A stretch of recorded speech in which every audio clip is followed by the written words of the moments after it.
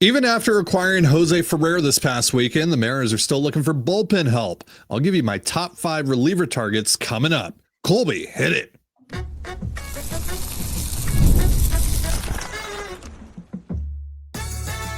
You are Locked On Mariners, your daily Seattle Mariners podcast. Part of the Locked On Podcast Network, your team every day. Ahoy, sailors. It is Wednesday, December 10th, 2025. You're listening to the Locked On Mariners podcast, part of the Locked On Podcast Network, now the #1 sports podcast network. My name is Ty Gonzalez, and I'm joined as always by my co-host Colby Patnode. We're two lifelong Mariners fans who've been covering the team for over half a decade, and today it's Top 5 Wednesday, which admittedly doesn't roll off the tongue as well as Top 5 Tuesday, but I'll be giving you my top 5 bullpen targets for the Mariners, while Colby will list his top 5 minor league hats. The Rule 5 draft is also going to kick off while we're recording this. I think it's actually kicking off right this second. So we'll also react to the Mariners selection, if they make one. And we'll see if anything else breaks from the winter meetings while we're on here. Probably not. It's last day of the winter meetings. Usually nothing happens around this time. It's usually the Rule 5 draft and then everyone goes home. But also Pete Alonso just signed with the Orioles. So who knows? Before we get into the show, I want to shout out our title sponsor today, FanDuel. If you want to be right in the middle of the action this season, visit FanDuel.com and place your NFL live bets all season long. So, top 5 reliever targets for the Mariners after acquiring Jose Ferrer. Jerry Dipoto the other night telling the media that they still want to add at least one more proven reliever to the bullpen, specifically mentioned the free agent veterans. So that's who mostly occupies this list, but I did want to give a couple of other options as well. So we'll get into that. But for the most part, free agent vets should be pretty straightforward. I don't really have honorable mentions. I'll say that Pete Fairbanks isn't on this list because I think he's probably going to make too much and get too many years. For shame. So, yeah. Anyway, all right. Let's start with number 5, Hunter Harvey. So this is me kind of giving you like a different option. A bounce back guy, probably shouldn't cost a ton. He missed most of 2025 due to injury. Had a shoulder thing, which a little concerning, and then a groin thing, but it does sound like he should be good to go for opening day. He's had some issues giving up hard contact in the past. I think he was literally like first percentile in hard hit rate against in 2024. But what I'm looking for here is strikeouts. He's averaged over a strikeout per inning in each of his 4 real seasons in the majors. Primarily a 4-seamer splitter approach. He does have 2 breaking balls though that he uses occasionally, but it's mostly 4-seamer splitter. He throws gas. Again, he gets strikeouts. The Mariners need more of that. And he probably, again, like I said, he's probably not going to cost a ton. It'll be a 1-year prove-it deal. And as your 6th best reliever, that's a shot I'd absolutely take. I also kind of feel like they might have had interest in him back when he was a National. I feel like maybe we actually heard something about that, but I don't know. He just kind of screamed Mariner to me back when he was with the Nationals. Sure. He does throw from a higher arm slot than the Mariners typically covet. That's not necessarily a bad thing. We know that the Mariners like their low 3/4 sinker slider dudes, and Harvey is more over the top 4-seam split, which is, again, not a bad thing. It's a different look than what the Mariners are accustomed to throwing out there. But as we saw in the playoffs, if you have 4 guys who all throw from the same arm angle and they all throw sinker sliders, and then they all pitch 4 or 5 times against the same team in a 6-7 day span, they get easier and easier to hit the more you see them. So it would be nice to see some variation. So a 4-seam split guy makes a lot of sense. I look at Harvey and I say, this would be a really nice topper on the end of a good postseason. Like if we get to, February and he's still floating out there and it's like, hey, you want $2.5 million, $3 million with some incentives to come in and push Carlos Vargas, fine. I wouldn't love him as like the second guy, but as like a third guy, as like a bonus guy, like kind of like Ryan Stanek a few years ago. I think that would be a really nice shot to take. Obviously Stanek was a little different because at that point, Matt Brash things weren't looking great, and so they kind of had to pivot there. But I don't think Harvey's going to sign all that quick. Again, there's a chance he's available around the time spring training starts. And if he's the third guy, or if he's like a bonus guy, then I would be willing to throw a couple $1,000,000 at him, see if he can figure something out, because I do like the look, and you have to like the fastball. It is a pretty good pitch. Coming in at number 4, Tyler Rogers. We've talked about Rogers a bit since Adam Jude reported the Mariners were doing some digging on him. True submarine delivery. And, it would be a very different look for any bullpen, let alone the Mariners. Gets a lot of silly swings because of the delivery, but they're more like defensive swings that foul off pitches rather than actual whiffs. It's elite ground ball and weak contact rates. We've talked about how that, isn't necessarily the best match for this Mariners defense, but even then, this profile while pitching most of the time in T-Mobile Park could be murder on opposing hitters. Like, he legit might post like a sub 1.5 ERA pitching in T-Mobile Park. So fun profile to think about in this bullpen, though. It's possible the years and the money he asked for just winds up being too much for the Mariners. Yeah. I think Rogers is a guy who might end up getting 3 years guaranteed, at which point I think the Mariners are out. I don't even know if they'd have that much interest in him in 2 years. He doesn't miss bats, which is, kind of Ferrer doesn't miss enough bats right now. Obviously, we think that could change. But so there is some kind of like, hey, how much value are you really placing on ground balls when you have one of the worst defensive infields in baseball, at least on paper, after last year? But the unique factor, like the different look thing, like it doesn't get any more unique than Tyler Rogers or Taylor Rogers. Which one is it? I always get It's Tyler. Taylor is the lefty. Okay. So, yeah. Good job, parents. I mean, you did raise 2 major leaguers, but also, yeah. So, yeah, I don't mind the idea. I think, like, he's a very good reliever. Don't get me wrong. He's very consistent as well. I don't love that he's not a swing and miss guy. And if he is the second guy you bring in who's also not swing and miss, then I do have concerns about that, because that was an issue for the Mariners, particularly in the first half last year before Brash really got going, before Bizzardo kind of started to find his strikeout pitch. So that'd be a little concerning, but you can't deny the production. Rogers is very good. And again, it doesn't get more unique in a delivery than what Rogers gives you. So you have to be interested. And I do think that makes sense. And also, not that this matters a ton, it'd be fun to have a submariner. Like, you haven't had that in a long time. So maybe ever. Yeah. I mean, like, he drags his knuckles on the mound. Yeah, it's that's the Chad Bradford thing. Yeah, the Mariners have plenty. That wasn't Steve Cishek. Like, he wasn't doing that. No, he was like a true sidearm guy. But yeah, so it'd be fun. The money I'm a little concerned about. I think it might end up being a little too expensive. But if it is, the Mariners will just back off. Like, they're not going to overpay for Rogers, I don't think. No. And again, you want to talk about just a different look, who's pretty good against lefties and righties, then Rogers is kind of that guy, and he can kind of fill like every role. Like, he can get a save opportunity and you feel okay about it. He can come in and, the sixth and be the bridge guy when the starter has to leave. He can get some high leverage outs. Like, he's just not a guy you want to put out there with like runners on second and third and 1 out, where you need a strikeout, you're up by 1. So don't love it. Certainly don't hate it. So, yeah, Rogers would be a fun ad, to say the least. All right, we'll go over my top 3 reliever targets in just a moment. But first, a reminder, this episode of the Locked On Mariners podcast is brought to you by FanDuel and Doer. NFL Sundays move fast. One big play and suddenly everything feels different. That's what makes live betting with FanDuel so exciting. You're not just watching the game, you're reacting to it in real time. With FanDuel, you can place bets as the action unfolds.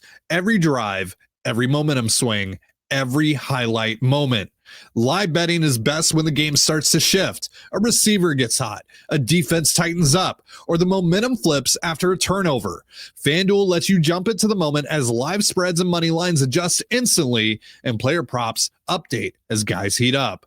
You can bet next touchdown scores, drive results, totals, and more. It keeps you locked into every snap, every drive, every possibility. So if you want to be right in the middle of the action this season, visit FanDuel.com and place your NFL live bets all season long. FanDuel, The game moves fast, and so can you. Holidays are here, and this year, I'm not stressing about what to wear because I'll be wearing my Doers. These are the most comfortable pants I own, hands down, and I ain't gonna lie, they make me look good. I've been recommending Doer to all my friends because these are my favorite jeans to wear for any occasion. I can really tell a difference with Doer's high quality, temperature regulating Cool Max fabrics. They keep me warm, but I don't overheat. Doer invented the original performance denim, and they give us the best of both worlds, combining classic jeanswear style with the kind of comfort and performance you get from athletic wear, designed to look great and stay comfortable all day long, all year round. And it's time for you to experience the comfort of Doer. I know you'll love these. Pick up a pair for yourself or as an amazing holiday gift. Find Doer at your local Seattle REI location or shop online at shopdoer.com/lockedonseattle. You'll get 15% off your first order. That's shopdoer.com/lockedonseattle for 15% off. Shopdoer.com/lockedonseattle. And you're listening to the Locked On Mariners podcast, part of the Locked On Podcast Network, your team every day. Thank you so much for making us your first listen for all things Mariners. And also thank you for making Locked On the #1 sports podcast network. You already live your team every day. Now take it up a level and go ad free. Join the Everydayer Club today and get Locked On Mariners with no interruptions, members only Discord access, and more. All for just $5 a month or $50 a year. Go to lockedonmariners.supercast.com or check the link in the show notes to learn more. So it's top 5 Wednesday, which again sounds weird, but we had to push it because we wanted to talk about some winter meeting stuff yesterday. Doing my top 5 reliever targets for the Mariners because they're still looking to add bullpen help, and it seems like they're looking to add significant bullpen help. So let's get back into this list. Coming in at number 3 is Matt Strahm. I will not quit him, even though it seems very unlikely. Strahm is on here mostly to make a point. And that point is you can absolutely have 3 lefties in your bullpen, especially if we're talking about a guy who gets righties out even better than he gets lefties out. And that's what Strahm does. Now, do I think they're going to trade more assets for another reliever, specifically to Dave Dombrowski? No. But Strahm's my favorite reliever who's seemingly available. He's only making $7.5 million this year. And if the Mariners did get him, this bullpen would be insane, be nuts. And we know the Mariners have done some digging on him. That's probably over now after the Ferrer trade, but I don't think it should be, at least not because of the handedness. Yeah, Strahm is really good. We've talked about this, and you know the Mariners have said they wanted 2 lefties. That's fine, but you could have 3 lefties and have a very good bullpen. The Astros had 4 lefties, I think, in their bullpen, and you can do that if your lefties can also get righties out. And while Spire and Ferrer are better against lefties, Spire can get righties out. Ferrer, some work to do there. Not this past year, but yeah, we'll see. But he certainly has the stuff to do it. Like Strahm is actually better against righties than he is lefties. And again, you talk about just versatility. He can literally be the opener. He could probably give you 3 innings if you really need him to, and he could close out games with the bases loaded and 1 out in the 9th. Like he can do all of that. He's going to cost, a pretty penny in terms of prospect capital. But he might be worth it. Like he is a game changer. He is the bullpen daddy we've been talking about for the last month or so. And again, is it likely that they can get something done? No, it's not. But, the Phillies, they just re-signed Schwarber. They've talked about wanting to move some of these rentals as they have bigger, dollar figures coming onto the books in the next couple of years. So I definitely, I'd be still, talking to the Phillies about it. It's just really hard to do anything with Dombrowski because he's not the most reasonable guy in the world. No. And it is a tough needle to thread if you are the Phillies, because you definitely have to compete, especially with the way the Mets are kind of moving right now. But it's also, at some point you're running out of room, so to speak. So by the way, the Mariners did not make a selection in the Rule 5. So there you go. There you go. All right. So we'll see if maybe any Mariners get taken though. Yep. Tyler Cleveland, maybe. Michael Morales, maybe. Yeah, Victor Labrado. So we'll see. Okay, so coming in at number 2 on my list, Shawn Armstrong. He's probably the most likely of the 5 guys on this list to actually land with the Mariners. We know they were interested in Phil Maton before he signed with the Cubs. Armstrong's probably going to get a similar deal to Maton, who got 2 and 14.5 from the Cubs. Armstrong, former Mariner, so they know him. Doesn't get a ton of whiffs overall, but he does get a ton on his 4-seamer. 34.5% this year, 33.7% last year. Average exactly a strikeout per inning in 2025. Doesn't keep the ball on the ground much, but he does limit hard contact. 91st percentile in hard hit rate this year. He'd be a really nice add to fortify the bullpen. What do you think about Armstrong?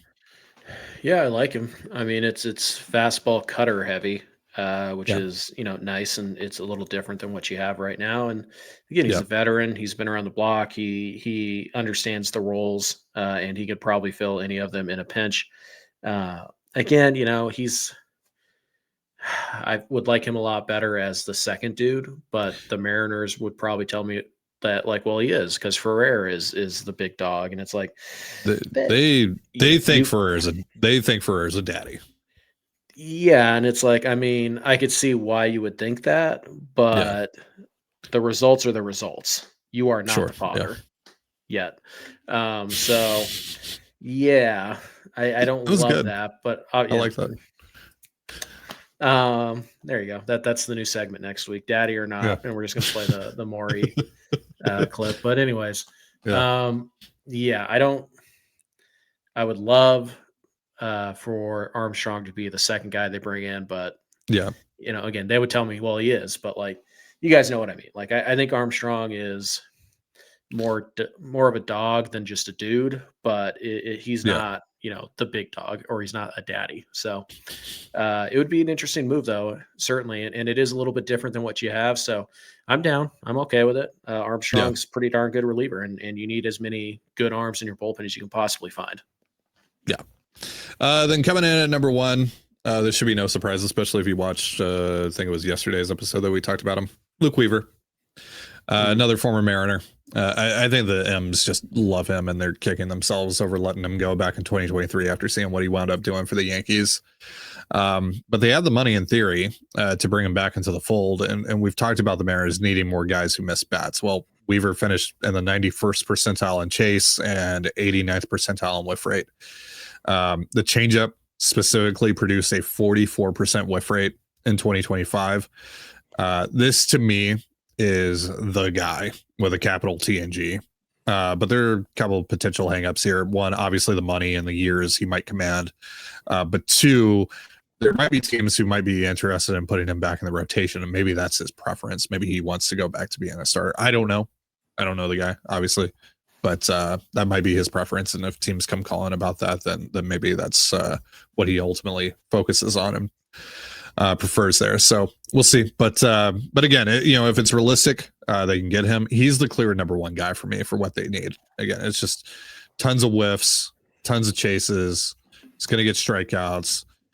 He gives me another guy on top of Matt Bresh. Like, if I need a strikeout, if I need whiffs, like if I'm in a situation where it's first and third, 1 out, or bases loaded, 1 out, I need a strikeout desperately, and maybe I've already burned Brash, then I can go to Weaver here, or vice versa. Sure. Weaver also different look out of the bullpen. He's more straight over the top, and it is 4-seam changeup. The changeup is really good, and that is his primary out pitch. And that's different than the 2-seam and the slider look, which, again, I feel like we've talked about a lot. You guys get it by now, but if you don't, maybe this is your first time listening. When you have so many guys throwing from the same arm slot and they have roughly the same arsenals, it's pretty easy to pick up, especially in the playoffs, because you're playing these guys more than 3 days in a row. And in the regular season, a 3-game series, you might pitch only once in that series, and so they don't really get a good look at you. So a team might only see you twice over the course of 6 months. But when you play in the playoffs, they'll see you 4 or 5 times in the course of a week. And so it's easier to hit. So you want the different arm slots, and the Mariners just didn't really have that last year. Weaver would definitely give them that, and it would also, again, give them a changeup out pitch in the bullpen, which right now most of the out pitches in the Mariners bullpen are sliders. And this would be something different. And, to be fair, Ferrer, his best swing and miss pitch, his most promising pitch is probably the changeup as well. So we're going to get into Colby's top 5 minor league hats in just a moment. But first, a reminder, this episode of the Locked On Mariners podcast is brought to you by Gametime. The World Cup is coming back to North America for the first time since 1994. And with 48 teams for the first time ever, it's going to be massive. But let's be honest, getting tickets is usually the hardest part.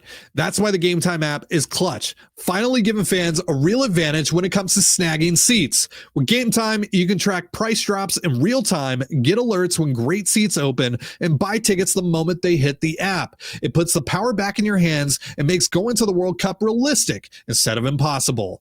Pull up the app and the layout makes it so simple to scroll through matchups and compare seat views. Pick a game, tap a section, and have your tickets locked in within minutes. No confusion, no hunting for fine print.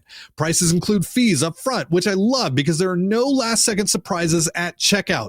So take the guesswork out of buying World Cup tickets in every match, concert, or event with Gametime.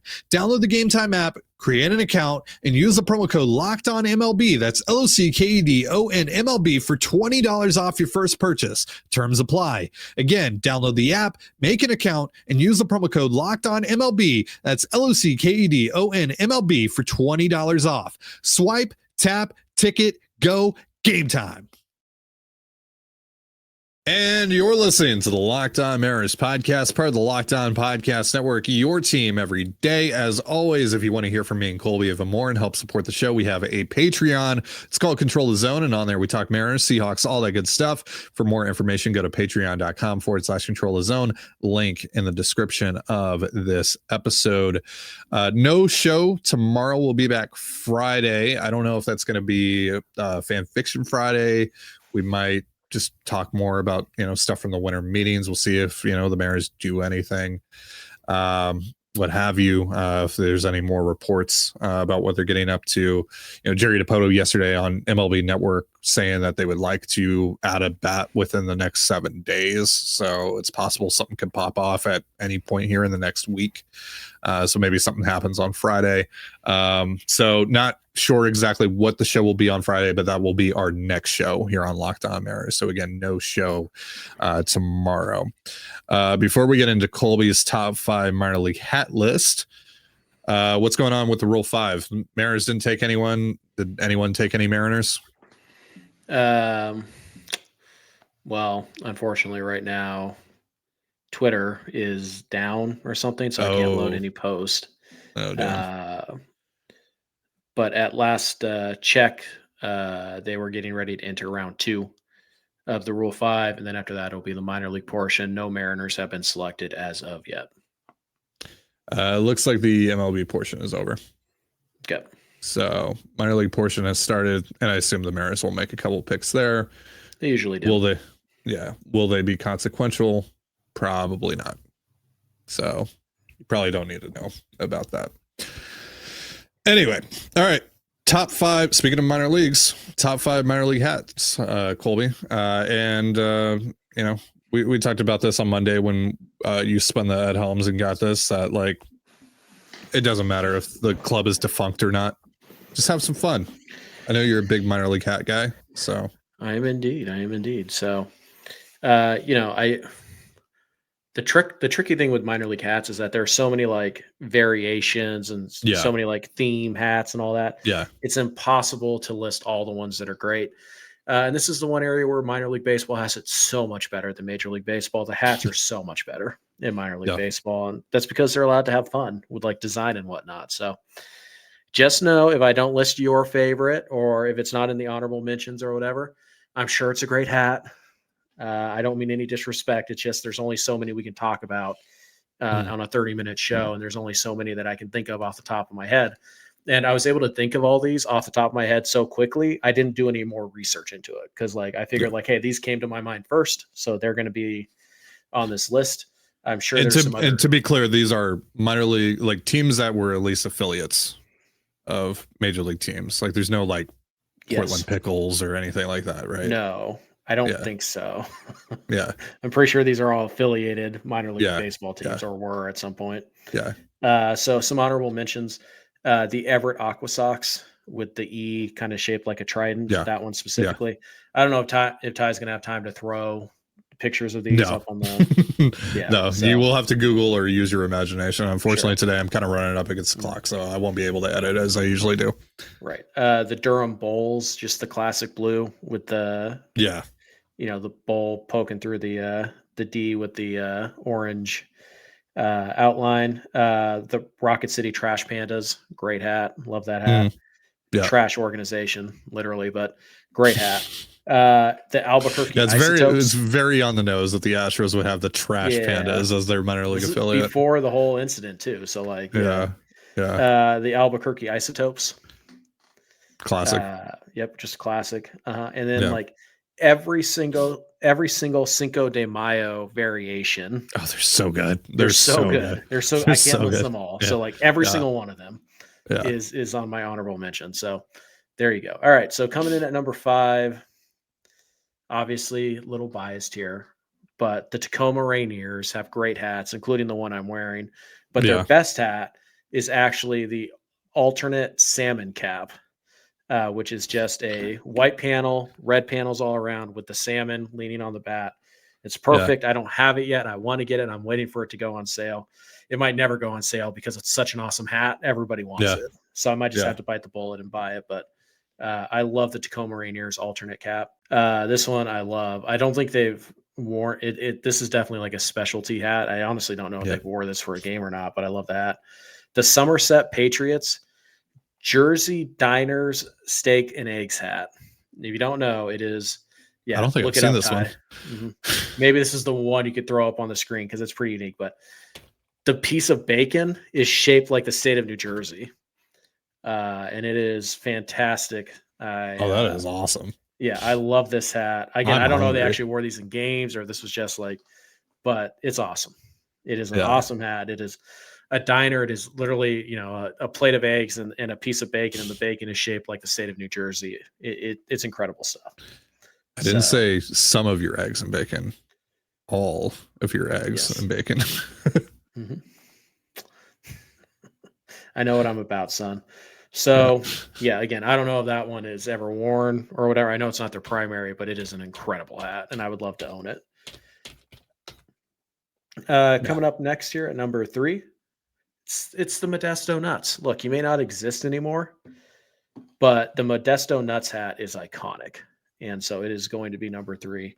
It's an awesome name. It was an awesome affiliate for the Mariners for I don't know how many years now. And I'm sad that Modesto isn't going to have minor league baseball anymore. So while you don't have minor league baseball, you do have the number 3 spot on the best minor league hats list. So, you have that going for you at least. Number 2, the Lehigh Valley Iron Pigs bacon hat is number 2. I have that hat. Yeah.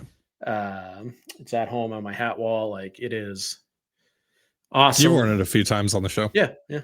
It's awesome. It's funny. It works well with the theme of the team, the Iron Pigs. It is just a fun hat. It's very minor league baseball, which I love. So that one is always going to be a really special one for me. And then the next one, I believe this is technically a batting practice hat. Number 1. I believe this is a batting practice hat. And Ty, you might have to look this up. Okay. The Akron Rubber Ducks batting practice hat is incredible. It's very simple, but it's clean. It looks great. It exemplifies minor league baseball, and the color scheme pretty Mariner-y. So it's hard not to like that old school. You guys know how much I love the late 80s Mariner uniforms. Yeah, this color scheme representative of that. So that probably plays a role in it, but there you go. The Rainier salmon cap, the Somerset Patriots Jersey Diner Steak and Eggs hat, number 4, Modesto Nuts, number 3, the Lehigh Valley Iron Pigs bacon hats, number 2, and the Akron Rubber Ducks batting practice hat. Number 1 in minor league baseball. Again, shout out to all the crazy theme hats, especially the Cinco de Mayo hats. They always crush those. Those are always fun to look at. And there are just so many great minor league caps that I would love to have them all, but unfortunately I didn't win the lottery, and these hats go for still $35 to $40 a pop. So, I'd love to have more, but minor league hats are awesome. And I'd love to see you. I'd love to see you in Cooperstown trying to decide what to spend your money on. All right. That is going to do it for our show. Thank you so much for joining us here on the Locked On Mariners podcast, part of the Locked On Podcast Network, your team every day. For Colby Patnode, I'm Titan Gonzalez. Be sure to give us a follow on Twitter at LO_Mariners. You can follow me at Titan Gonzalez and Colby at CPAT11. That's CPAT11.